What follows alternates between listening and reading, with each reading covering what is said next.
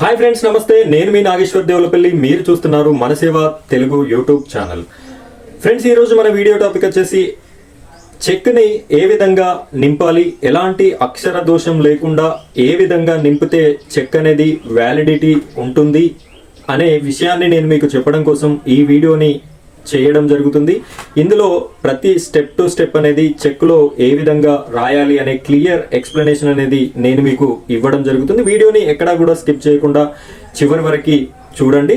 అదేవిధంగా మొదటిసారిగా మన ఛానల్ని ఎవరైతే చూస్తున్నారో ప్రతి ఒక్కరూ ఈ వీడియోని లైక్ చేయండి. మన ఛానల్ని సబ్స్క్రైబ్ చేసుకొని సబ్స్క్రైబ్ పక్కన ఉన్నటువంటి బెల్ ఐకాన్ పైన ట్యాప్ చేసి ఆల్ అని సెలెక్ట్ చేసుకోండి. ఇలా చేసుకున్నట్టయితే నేను పెట్టే ప్రతి వీడియోస్ కూడా మీ వరకు రీచ్ అవ్వడం జరుగుతుంది. ఇలాంటి మంచి మంచి వీడియోస్ అన్నీ కూడా మీరు చూడడానికి అవకాశం ఉంటుంది. కాబట్టి ప్రతి ఒక్కరు కూడా మన ఛానల్ని సబ్స్క్రైబ్ చేసుకొని సపోర్ట్ చేస్తారని మనస్ఫూర్తిగా కోరుకుంటున్నాను. ఇప్పుడైతే మనం చెక్ని ఏ విధంగా నింపాలి అనే టాపిక్ని చూద్దాం. వీడియోని కంటిన్యూ చేయండి.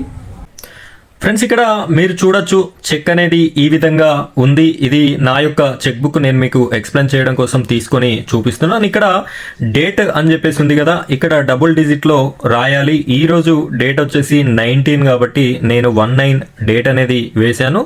తర్వాత మంత్ వచ్చేసి 11 కాబట్టి 11 వేసేసాను.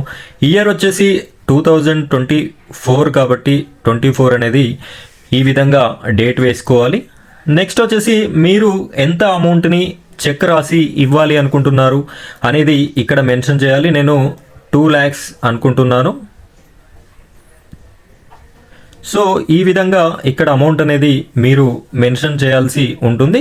ఇక్కడ మెన్షన్ చేసినటువంటి అమౌంట్ని ఇక్కడ చూడొచ్చు, రూపీస్ అని చెప్పేసి ఉంది కదా, ఇక్కడ మీరు అక్షరాలలో రాయాల్సి ఉంటుంది. ఈ విధంగా 2 lakhs రూపీస్ ఓన్లీ అని చెప్పేసి అక్షరాలలో ఈ విధంగా రాయండి. ఇక నెక్స్ట్ వచ్చేసి ఇది ఇంపార్టెంట్ ఆప్షన్, పే అని చెప్పేసి ఉంది కదా, ఇక్కడ మీరు ఎవరికైతే ఈ చెక్ని రాసి ఇస్తున్నారో, ఎవరికైతే ఈ చెక్ని ఇవ్వాలి అనుకుంటున్నారో వారి యొక్క పేరుని వారి బ్యాంక్ అకౌంట్లో ఏ విధంగా అయితే నేమ్ ఉంటుందో సేమ్ అదే విధంగా ఇక్కడ మీరు రాసి ఇవ్వాల్సి ఉంటుంది. అలా కాకుండా ఏ చిన్న మిస్టేక్ చేసినా, ఒక అక్షరం మిస్టేక్ అయినా కూడా ఈ చెక్ అనేది మీకు పని చేయదు. కాబట్టి మీరు ఎవరికైతే రాసి ఇవ్వాలి అనుకుంటున్నారో వాళ్ళ బ్యాంక్ అకౌంట్లో ఉన్న విధంగా మీరు రాయాల్సి ఉంటుంది. నేనైతే మా ఫాదర్కే ఇద్దామనుకుంటున్నాను. సో దాని ప్రకారంగా నేను ఇక్కడ మా నాన్నగారి పేరు అనేది రాస్తున్నాను. ఇక్కడ మీరు ఎవరికైతే ఇవ్వాలి అనుకుంటే వారి పేరు అనేది రాయొచ్చు. లేదు మీరే డబ్బులు తీసుకోవాలి అనుకుంటే ఇక్కడ పేరుకి బదులు సెల్ఫ్ అని చెప్పేసి రాసుకోవాల్సి ఉంటుంది. ఈ విధంగా చెక్ అనేది నింపాలి. నింపిన తర్వాత ఇక్కడ చూడొచ్చు, మీరు సైన్ అనేది కంపల్సరీ చేయాలి. మీరు బ్యాంక్ అకౌంట్ తీసుకున్నప్పుడు ఏ విధంగా అయితే సైన్ ఉంటుందో ఆ విధంగా సైన్ అనేది చేయాలి. ఇక్కడ మీరు పేరు కూడా చూడొచ్చు, దేవులపల్లి నాగేశ్వర్ సన్ ఆఫ్ శంకరయ్య. ఇది నా యొక్క చెక్ బుక్. ఇక్కడ వచ్చేసి సైన్, మీ సైన్ ఏ విధంగా ఉంటే ఆ విధంగా అనేది చేసేయండి.